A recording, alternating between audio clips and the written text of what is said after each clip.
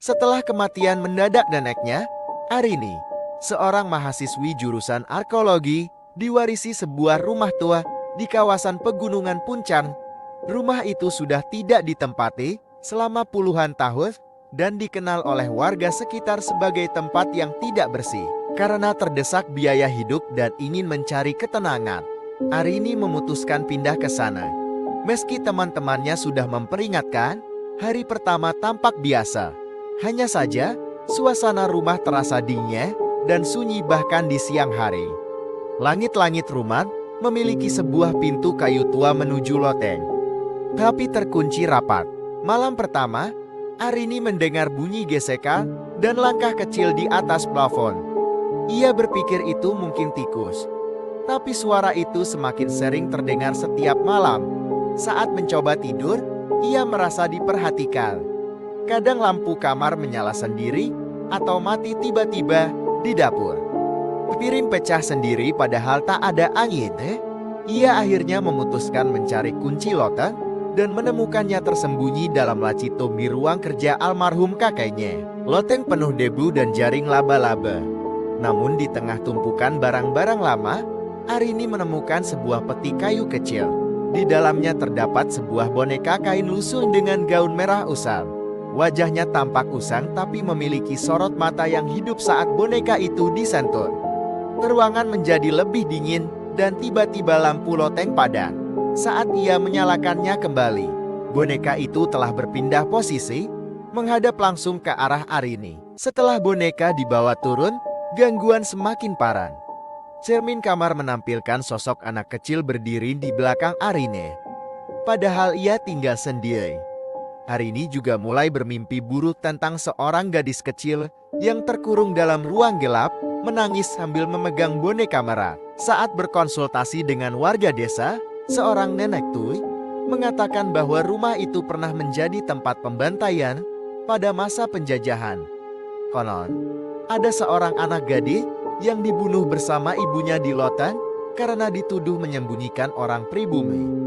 Boneka itu adalah milik si gadis. Arini berusaha menyingkirkan boneka itu, dibuang, ditenggelamkan, hingga dibakar.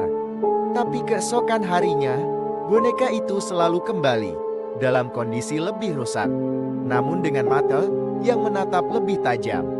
Seorang dukun tua yang dipanggil memperingatkan itu bukan boneka, itu wadah arwah. Kau telah membangunkannya.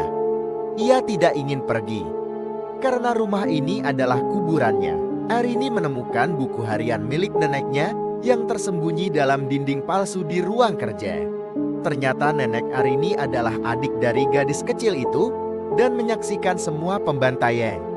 Namun, karena trauma, ia membungkam diri dan menyembunyikan semuanya. Bahkan membiarkan arwah saudaranya terperangkap dalam boneka. Arwah si gadis, Rani, menjadi semakin marah karena merasa dilupakan dan tidak dibalaskan dendamnya. Ia merasa dikhianati oleh darah dagingnya sendiri. Untuk menghentikan teror, Arini harus melakukan ritual pemanggilan dan memindahkan arwah ke tempat yang lebih damai.